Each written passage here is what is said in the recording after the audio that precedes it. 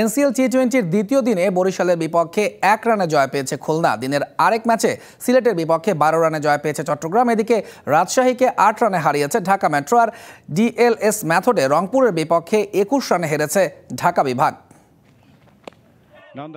এনসিএল-এর দিনের প্রথম ম্যাচে মুখোমুখি হয়েছিল খুলনা ও বরিশাল। শেষ ওভারের উত্তেজনায় বরিশালকে মাত্র 1 রানে হারায় খুলনা। টস হেরে ব্যাটিংয়ে নেমে 9 উইকেটে 130 রান তোলে খুলনা। সর্বোচ্চ 39 রান করেন অধিনায়ক নুরুল হাসান সোহান। বরিশালের হয়ে কামরুল ইসলাম রাব্বি নেন 23 রানে 4 উইকেট।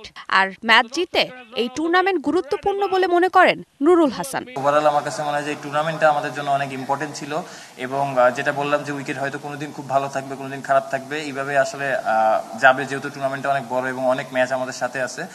জবাবে শুরুটা ভালো করেছিল বরিশাল। ওপেনিংয়ে ব্যাট করতে নেমে হাফ সেঞ্চুরি করেন আব্দুল মাজিদ। তবে ক্রিজের অপরদিকে ব্যাটাররা কেউই সেভাবে থিতু হতে পারেননি। শেষে 9 উইকেটে 129 রান তুলতে সক্ষম হয় বরিশাল। আর 1 রানের জয় নিয়ে মাঠ ছাড়ে Khulna. All time Roma. Taste it, love it. আরেক ম্যাচে চট্টগ্রাম 12 রানে হারিয়েছে সিলেটকে। টস হেরে ব্যাট করতে নেমে সিলেটকে 146 রানের টার্গেট দেয় চট্টগ্রামের হয়ে 33 বলে 65 রান করেন তামিম ইকবাল। জবাবে ব্যাট করতে নেমে 133 রানে গুটিয়ে যায় সিলেট।